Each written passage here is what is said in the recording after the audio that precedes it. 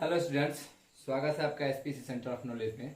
और यह जो कोचिंग संस्थान है यह वर्ग 12वीं के arts subject and English subject का होल जो होता है प्रिपरेशन कराता है।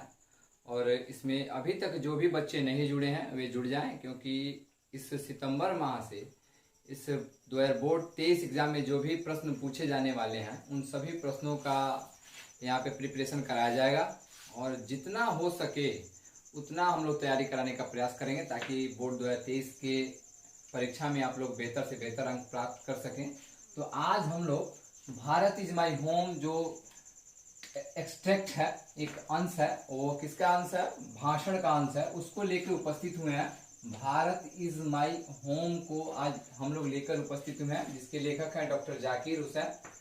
तो चलिए हम इनके बारे में जानते हैं और इस पाठ में लिखे जितने भी शब्द हैं और या कह सकते हैं कि भाषण है, उन भाषण में डॉक्टर जाकिर हुसैन ने क्या कहा है, भारत के लोगों के प्रति क्या विचार व्यक्त किया है, उन सभी शब्दों को जानने का प्रयास करेंगे। तो चलिए देखते हैं। कह रहा है कि भारत इज माई होम, यहाँ पे लिखा गया है, पाठ का ही नाम है भारत इज माई होम, यानी भारत मेरा घर। Is an extract from the speech, यह भाषण का एक अंश है। किसका अंश है? यह भाषण का एक अंश है। कौन? तो भारत इज माई होम भाषण का एक अंश है। ही गेव इन, जिसको दिया गया है, कह रहा है कि ही गेव, उन्होंने दिया है in 1967 after taking oath as the president of India, जब वह भारत के राष्ट्रपति की शपथ ग्रहण ले रहे थे, यानी शपथ ले रहे थे। कौन? डॉक्टर जाकिर हुसैन 1967 में जब भारत के राष्ट्रपति पद की शपथ ले रहे थे, उसी समय उन्होंने एक भाषण दिया। क्या दिया? भाषण, स्पीच दिया। और यह भारत इज माई होम उसी भाषण का एक अंश है। चलिए अगले पैराग्राफ में देखते हैं, अगले वाक्य में क्या करा। ही वॉज बॉर्न, यानी उनका जन्म हुआ था ऑन 8 फरवरी 1897 इन हैदराबाद, यानी डॉक्टर जाकिर हुसैन साहब का जन्म 8 फरवरी 1897 में, यानी कह सकते हैं कि 8 फरवरी को 1897 में हैदराबाद में हुआ था। कहाँ हुआ था? हैदराबाद में। यहाँ से ऑब्जेक्टिव प्रश्न भी बनता है कि डॉक्टर जाकिर हुसैन साहब का जन्म कब हुआ था? तो 1897 में हुआ था। अगर जगह पूछा जाए तो हम आराम से इसको बता सकते हैं कि कहाँ हुआ था? हैदराबाद में हुआ था। अगले वाक्य की तरफ चल रहे हैं हम लोग। कह रहा है कि फर्स्ट ऑफ ऑल, सबसे पहले वे सभी को, कह रहे क्या?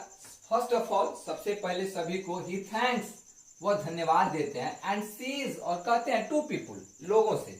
वह सबसे पहले लोगों का धन्यवाद करते हैं और लोगों से कुछ कहना चाहते हैं। कह रहा है कि आई एम वेरी हैप्पी, वह बहुत खुश हैं। लेखक कह रहे हैं कि आई एम वेरी हैप्पी, मैं बहुत खुश हूं।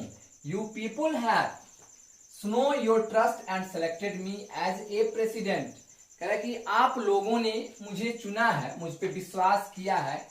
किसके रूप में? प्रेसिडेंट के रूप में। कह रहा है कि प्रेसिडेंट के रूप में, यानी इस देश के अध्यक्ष के रूप में आपने मुझे चुना है राष्ट्रपति पद के लिए। आपका जो मेरे ऊपर भरोसा है, विश्वास है, उसके लिए यह आभार व्यक्त कर रहे हैं। कह रहा है ड्यूरिंग हिज स्पीच, भाषण के दौरान। कह रहा है ड्यूरिंग हिज स्पीच, भाषण के दौरान।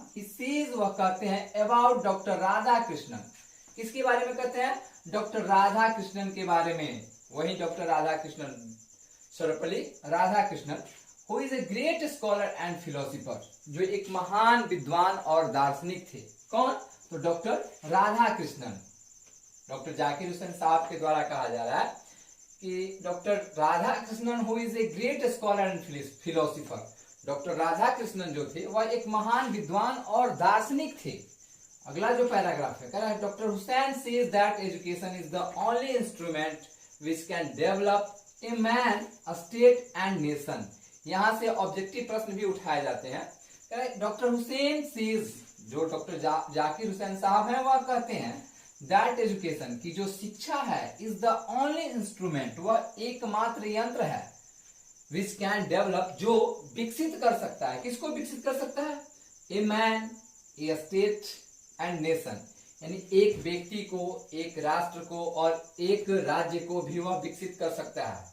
यानी जब तक एक व्यक्ति शिक्षा को प्राप्त नहीं करेगा, वह अपने अंदर विकास की भावना नहीं ला सकता है।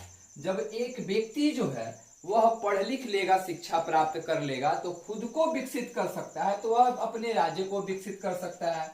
जब राज्य विकसित हो जाएगा तो राष्ट्र जो है हम लोग का भारत देश, वह स्वयं पर स्वयं क्या हो जाएगा, विकसित हो जाएगा।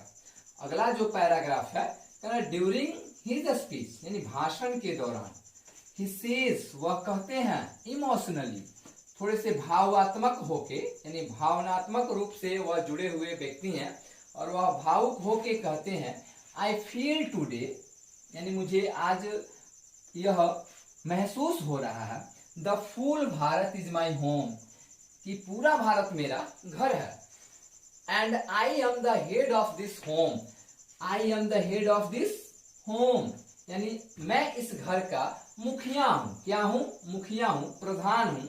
And its people are my family, और जो इस परिवार के लोग हैं वह मेरे परिवार के लोग हैं, यानी इट्स पीपुल, यहाँ के जो लोग हैं, आर माई फैमिली, वे सभी लोग मेरे परिवार के सदस्य हैं। इट इंक्लूड्स, कह रहा है कि इसमें शामिल हैं, द पीपुल, बहुत से लोग, the people from every caste, जो कई अन्य जातियों से आते हैं, एंड रिलीजन, और कई और धर्म से आते हैं। लेखक का कहने का अर्थ है कि जो हमारा भारत देश है, इस भारत देश में बहुत से जाति, बहुत से धर्म के लोग निवास करते हैं। तो जिन लोगों ने मेरे ऊपर विश्वास किया है, मुझे चुना है इस पूरे भारत के एक अध्यक्ष के रूप में, तो मैं भी यह भरोसा दिलाता हूं कि इसमें भले ही चाहे किसी जाति के हो, किसी धर्म के हो, सभी लोग मेरे परिवार के सदस्य की तरह रहेंगे।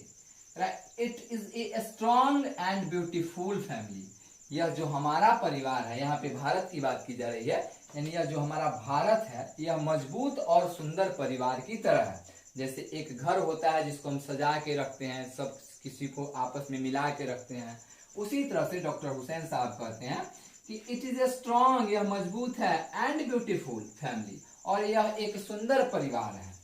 आगे कहा जा रहा है, एंड वी मस्ट वर्क, और हमें और अधिक कार्य करना चाहिए, कठिन से कठिन कार्य करना चाहिए, फॉर इट्स प्रोग्रेस, इसके विकास में। किसके विकास में?